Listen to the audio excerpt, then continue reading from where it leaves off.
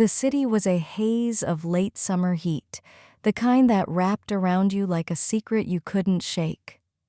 I'm Julia, and this isn't my story, not really. I'm just the one who saw it unfold, the one who couldn't look away when the air turned thick with sin.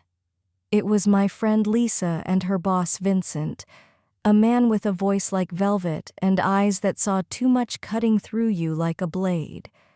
Lisa was the spark and he was the fire that burned her down. Lisa was 28, all sharp edges and quiet hunger, with a smile that could stop a room and a body that made you notice.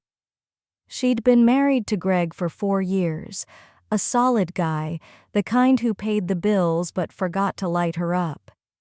She worked at a sleek downtown firm, and Vincent was the man at the top 35, tall and polished with a presence that filled every room like smoke. I saw it the first time I visited her at the office, the way the air shifted when he walked by, his gaze lingering on her just a second too long. I was there one evening dropping off some files Lisa had forgotten at my place. The office was quiet, the kind of quiet that hums with secrets, the fluorescent lights casting long shadows across the glass walls. Lisa was at her desk, her blouse unbuttoned just enough to show the curve of her collarbone, her hair loose and catching the light. Vincent was there too, leaning against the doorframe. His suit jacket off his tie loosened, his eyes fixed on her like she was the only thing in the world. "Julia, you're a lifesaver," Lisa said, her voice light but her eyes restless, darting toward him. We moved to the break room, the three of us, the city's skyline glittering through the windows. Lisa sat on the edge of a table, her skirt riding up just enough to show the line of her thigh. Vincent stood across from her, his hands in his pockets, his gaze tracing her every move, lingering on the way her blouse clung to her. I felt it then, the undercurrent sharp and electric like a wire sparking in the dark. They weren't talking much, but their silence was loud, heavy with things that shouldn't be said. I should have left, but I didn't. I stayed, caught in the pull of something forbidden. Lisa laughed at something Vincent said, her head tilting back, her throat exposed. His eyes followed, unblinking like a predator watching its prey. "You're too good at this job," he said, his voice low, teasing, but edged with something darker. She met his gaze, her lips parting just enough to let the moment hang. "Maybe I'm just good at keeping secrets," she said, her voice a soft challenge, her eyes locked on his. The air shifted, grew thicker, like the moment before a spark catches fire. I shifted in my seat, my skin prickling. I wasn't supposed to see this, but I couldn't stop watching. The coffee machine hummed and the room grew warmer, the air thick with tension. Lisa's blouse slipped further, revealing a sliver of lace, and she didn't fix it. Vincent's voice grew softer, his words more deliberate, each one landing like a touch. "You're different tonight," he said, stepping closer, his hands still in his pockets but his body leaning toward her. "Like you're waiting for something." Lisa's smile was slow, almost dangerous. "Maybe I am," she said, her voice a low hum, her eyes never leaving his. I felt like an intruder, but my feet wouldn't move. The city outside pulsed, but it couldn't drown out the beat of my heart. Then it happened. Lisa stood, stretching her skirt, hugging her hips, her blouse riding up to show a hint of her waist. She crossed the room to grab a mug, her movements slow, deliberate, like she knew he was watching. Vincent's eyes followed, his jaw tight, his hands flexing. When she passed him, her hand brushed his arm, accidental or maybe not. His fingers caught hers just for a second, and I saw it, the spark, the flare of something forbidden. She didn't pull away. She stood there, her breath shallow, her eyes searching his face. "Careful, Lisa," he murmured, so low I barely heard it. "You're playing a dangerous game." She didn't answer. just let her fingers linger in his before slipping free. My heart was pounding, now my mouth dry. I knew I should say something, break the spell, but I didn't. I was trapped, a witness to something I couldn't unsee. Lisa leaned against the counter closer to him, now her hip brushing his. The room felt smaller, the walls closing in the air, thick with want. I mumbled some excuse about a call and stood to leave, but their eyes were on each other, not me. As I reached the door, I glanced back. Vincent's hand was on her wrist, his thumb tracing slow circles. She wasn't stopping him. I stepped into the hallway, the office's cool air hitting me like a slap, but it couldn't wash away what I'd seen. Lisa so reckless, so alive in her desire. Vincent a man who knew exactly what he was doing, and me the fool who saw it all and did nothing. I walked to the elevator, the city's lights blurring, but I couldn't shake the image of her wrist in his hand, the way her eyes burned when she looked at him. I knew it wasn't over. It was just beginning. Days later, I saw Lisa at a bar downtown. Her fingers wrapped around a glass of wine, her eyes distant like she was chasing a memory she couldn't catch. She looked different, sharper, like a woman who'd tasted something forbidden and couldn't forget the flavor.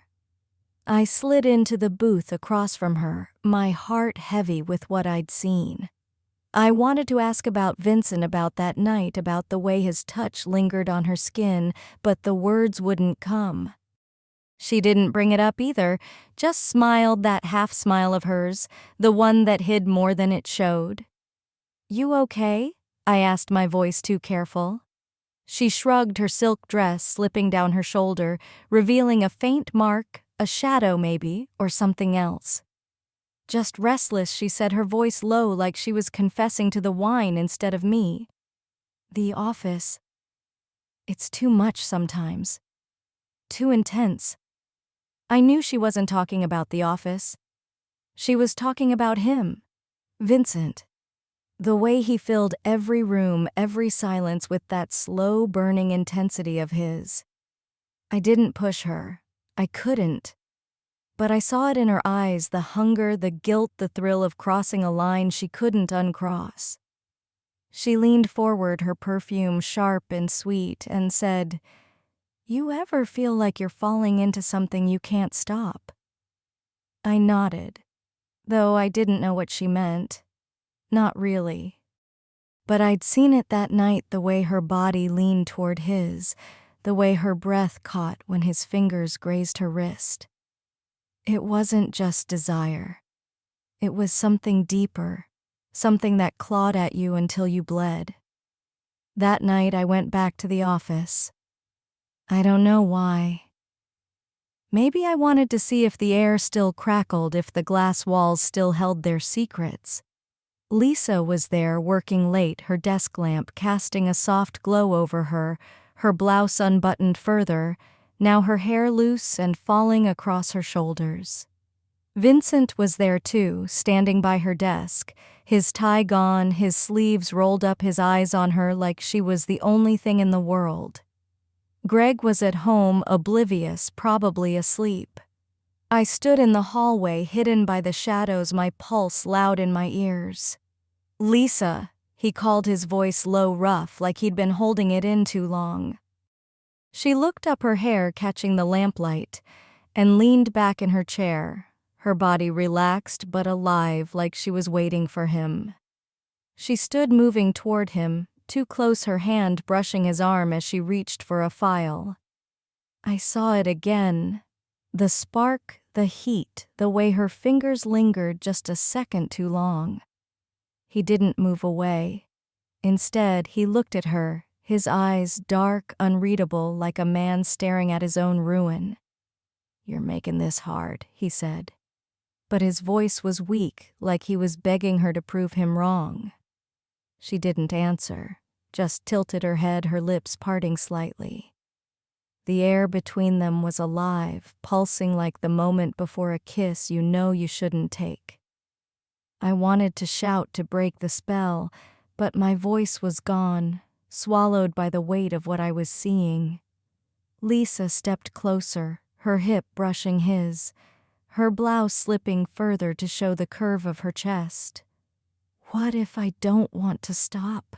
she whispered so soft I barely heard it. His hand twitched like he was fighting himself, but then it was on her waist, his fingers digging into her skin, pulling her closer. The world seemed to slow the office's light, wrapping them in a haze of shadow and glow. His thumb traced the curve of her hip, slow, deliberate, like he was memorizing her. She didn't pull away. Her breath was shallow, her chest rising and falling too fast. I could see it, the want, the need, the way it consumed them both. It was wrong, so wrong, but it was alive, burning brighter than anything I'd ever seen.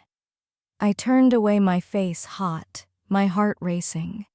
I shouldn't have stayed, but I did, caught in the pull of their sin. When I looked back, they were closer, her hand on his chest, his fingers tangled in her hair. The air was thick with their heat, their guilt, their hunger. "Lisa," he said again, his voice a low growl like a man drowning. She didn't answer, just leaned into him, her lips brushing his jaw so soft it was barely a touch. But it was enough to shatter the last thread of restraint. His hand slid lower, pulling her against him, and I saw the way her body melted into his, the way her eyes closed like she was surrendering to something bigger than herself. I left then, my steps unsteady, the office's cool air pressing against me like a weight. I didn't want to see what came next, but I knew. I knew the way their bodies would move, the way their breaths would tangle, the way the office's light would catch their sin. Lisa, so reckless, so alive in her desire. Vincent, a man who'd crossed a line he couldn't uncross. And me, the witness, the one who saw it all and did nothing. The building loomed behind me, its windows dark, its secrets darker. The weeks that followed were a blur of whispers and glances, each one heavier than the last. Lisa didn't talk about it, but she didn't have to. It was written all over her, in the way her eyes lingered on the empty spaces where Vincent had been, in the way her fingers trembled when she adjusted her blouse. I saw her less, but when I did, she was a shadow of herself, caught between the thrill of what she'd done and the guilt that clawed at her soul. Vincent was no better. I caught him once in the office lobby, his face tight, his eyes haunted like a man who'd tasted paradise and knew he'd burn for it. Greg was around more, his presence a stark contrast to the fire that had raged in his absence. Lisa and Vincent moved around him like ghosts, their touches careful, their smiles forced. But I saw it, the way their eyes met across the room, the way their fingers brushed when they passed each other, like they couldn't help themselves. It was a secret too big to hold, a fire too hot to contain. I wanted to tell Greg to shatter the lie, but I didn't. I was complicit, bound by what I'd seen, what I hadn't stopped. One night I went back to the office uninvited. The air was thick with the scent of paper and coffee, the moon low and heavy, casting shadows that danced like lovers. Lisa was at her desk, her blouse sheer and clinging to her like a second skin. Vincent was there too, his shirt unbuttoned, his chest rising and falling too fast. They didn't see me, didn't know I was there, hidden in the shadows of the hallway. The air between them was alive, pulsing with the same heat I'd felt that first night, but now it was sharper, more desperate, like they knew the end was coming. "Lisa," he said, his voice low, raw, like a man pleading for salvation. She turned to him, her eyes wide, her lips parted, and I saw the war in her, the want, the shame, the need that burned hotter than both. "We can't keep doing this," he said, but his hand was already on her, his fingers tracing the curve of her neck, sliding down to her shoulder. She shivered her body, leaning into his touch, her breath shallow. "Then why don't you stop?" She whispered, her voice a challenge, a dare. He didn't answer, just pulled her closer, his hands gripping her waist, his lips brushing her throat. She gasped, her fingers tangling in his hair, her body arching against his. The moonlight painted them in silver, their shadows merging into one. It was beautiful and terrible, a dance of desire and destruction. I wanted to look away, but I couldn't. I was trapped, a witness to their sin, their surrender. His hand slid lower, pulling her blouse up, exposing the curve of her waist, the soft skin glowing in the moonlight. Her breath was ragged, her moans soft and desperate, like she was drowning in him. The night seemed to hold its breath, the world narrowing to the two of them, their bodies pressed together, their desire a living thing. "Vincent," she whispered, her voice breaking, and he answered with a kiss, deep and hungry, like he was trying to consume her. I saw the way her body responded, the way her hands clutched at him, the way her eyes closed, as if she could block out the world. But the world was there, waiting, ready to judge. I left before it went further, my steps silent, my heart pounding.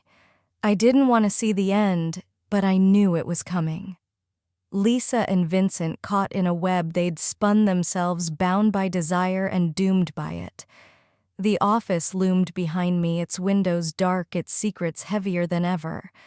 I drove away, the night swallowing me, but I couldn't escape the image of them, their bodies tangled, their breaths, mingling, their sin burning brighter than the moon. So here I am, telling you this story, my voice shaking with the weight of it. I saw it all, and I did nothing. Maybe that's my sin too. If this hit you hard, if it stirred something in you, hit that like button, share it with someone who gets it, and subscribe for more stories that cut deep. Leave a comment. Tell me what you'd have done, or don't just let it simmer.